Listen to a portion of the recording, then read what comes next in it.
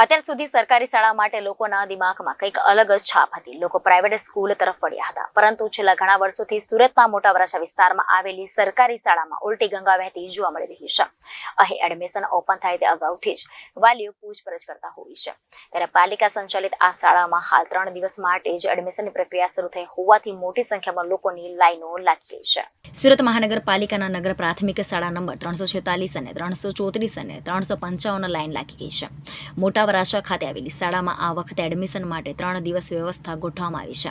આ શાળામાં ખાનગી શાળા કરતાં બમણી સંખ્યા હોય છે. શાળાનું મેરિટ લિસ્ટ ઊંચું આવતા મોટા ઘરના લોકો પણ બાળકોનું એડમિશન કરાવી રહ્યા છે.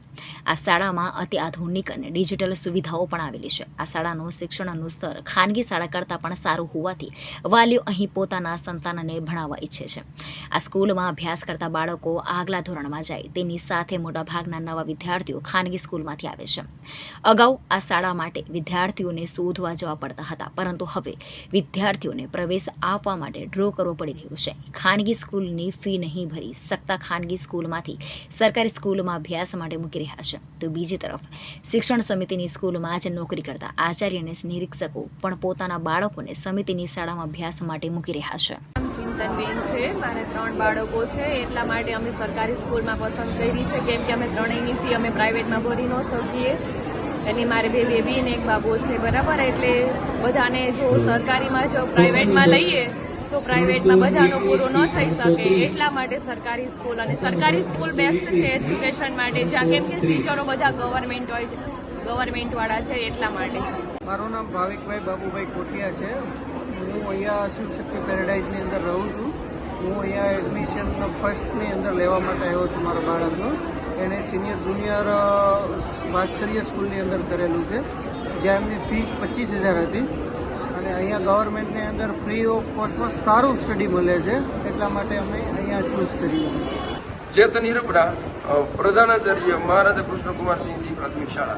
અહીંયા મને મહારાજા કેમ્પસની અંદર 3 શાળાઓ ચાલે છે અને ખૂબ સરસ કોઓર્ડિનેશનથી ચાલે છે. હાલ 3500 જેટલા બાળકો અભ્યાસ કરે છે. આ સરકારી શાળા છે. અત્યારે સમાજની અંદર આપણે જોઈ શકીએ છીએ કે વધારે પૈસા હોય તો વધારે સારું ભણાય, આવો એક માન્યતા છે. ત્યારે આ શાળા તદ્દન વિનામૂલ્યે શિક્ષણ આપે છે. અને અમારે ત્યાં પ્રાઇવેટ શાળાઓમાંથી પણ ઘણા બધા વાલીઓ છે. 90%થી વધારે બાળકો જે છે પ્રાઇવેટ શાળામાંથી જ અહીંયા એડમિશન એમના થતા હોય છે અને એ લે છે. અહીંયા ફીનો પ્રશ્ન નથી.